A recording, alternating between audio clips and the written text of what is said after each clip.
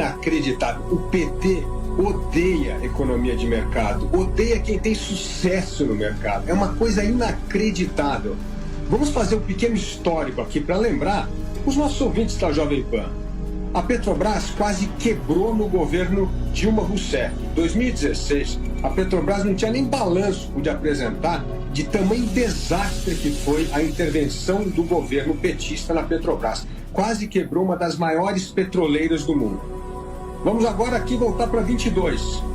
A empresa foi recuperada, teve um dos maiores lucros da sua história, foi despolitizada, tirar aquele cabide de emprego de petista na administração da Petrobras, foi profissionalizado, teve um dos maiores lucros da sua história e por isso que pagou muito dividendo.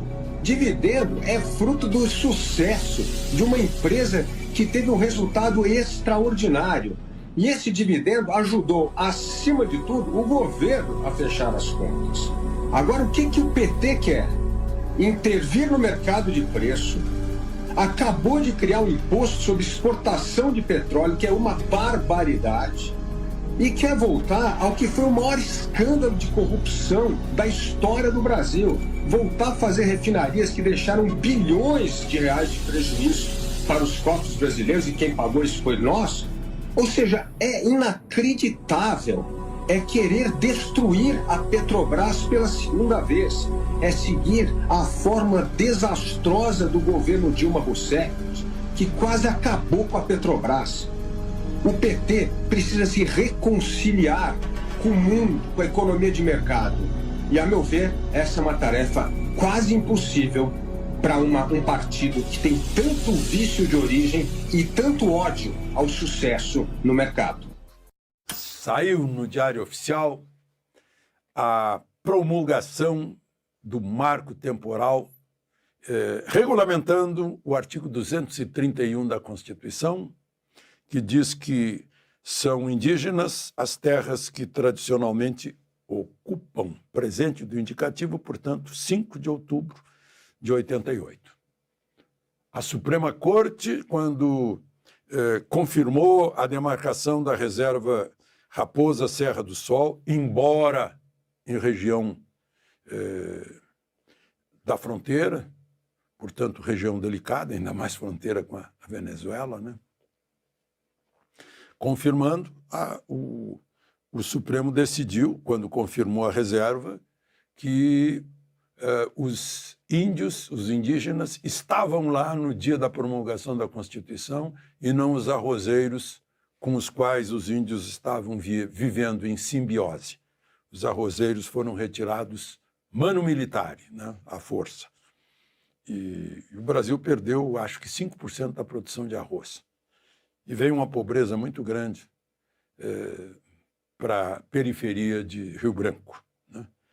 Mas, enfim, Rio Branco, capital de Roraima, né? Boa Vista, perdão. Vi que desconfiei aqui, o mecanismo de censura avisou, o superego. Mas, enfim, agora, sempre, né, a rede, PSOL, tá entrando no Supremo, e o Supremo, depois disso, ainda teve uma decisão que contraria radicalmente a decisão anterior, né? Declarando o artigo 231 da Constituição, em outras palavras, inconstitucional, o que é uma coisa incompreensível, né? Está lá escrito na Constituição, portanto, é o que vale. É imexível, como diria o Magri, né? A menos que haja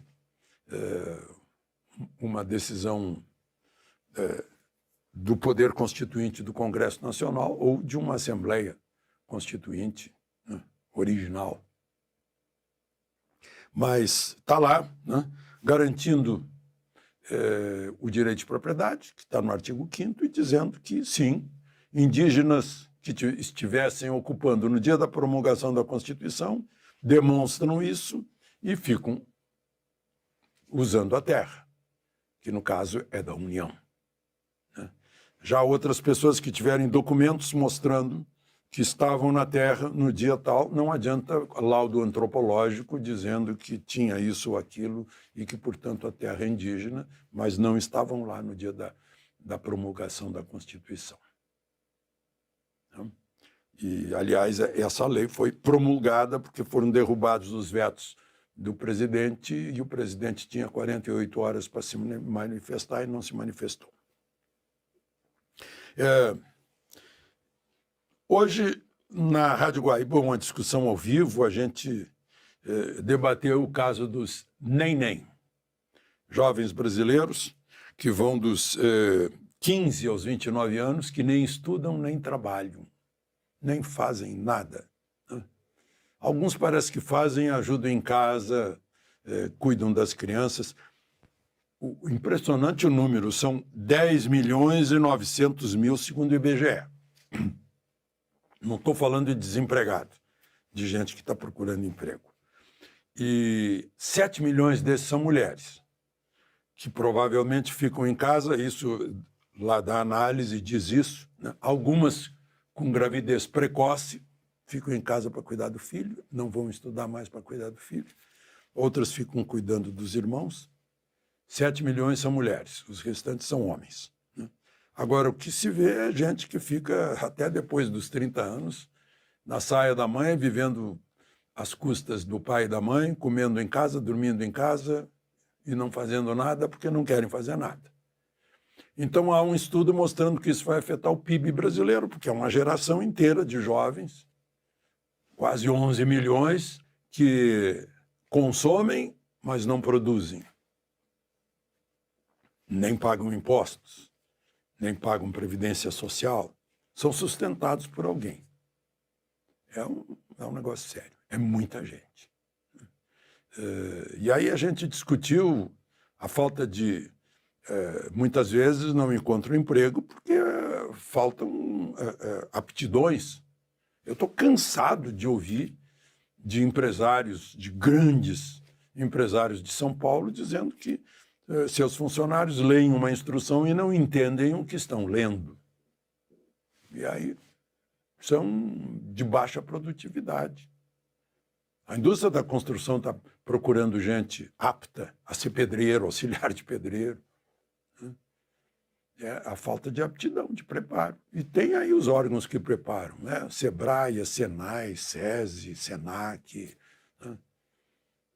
Além das escolas profissionais, tem até uma belíssima escola de formação de motorista de caminhão, de ônibus. Eu não sei se é no Paraná ou Santa Catarina, no interior, né? Mas tem a oportunidade de se formar. Né? As companhias aéreas compram mais aviões e não tem comandante. Tem copiloto, mas comandante é mais demorado para formar. Há uma busca muito grande de comandante de avião. Né? Então, eu acho que aqui a oportunidade é muito maior que na Europa. A Europa é velha, o Brasil é novo. O Brasil é dinâmico.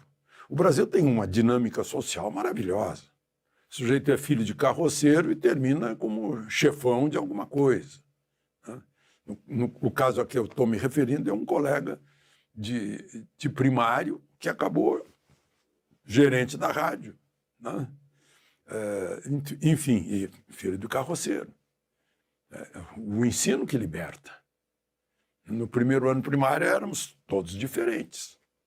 No quinto ano primário já éramos todos iguais, com as mesmas oportunidades na nossa frente, desde que aproveitássemos. Bom, e só para terminar, agora no dia 10, próximo, volta a valer o turista americano, canadense, australiano que quiser entrar no Brasil vai ter que ter visto. Isso foi abolido no tempo de Bolsonaro para estimular o turismo, comandado pelo Gilson Machado, mas voltou alegando que tem que haver reciprocidade. O Japão foi prorrogado por mais 90 dias, prorrogada por mais 90 dias essa dispensa. Fica aqui o registro, né? Porque afinal, época de férias, está cheio de gente querendo receber em dólar, de americanos, canadenses e australianos.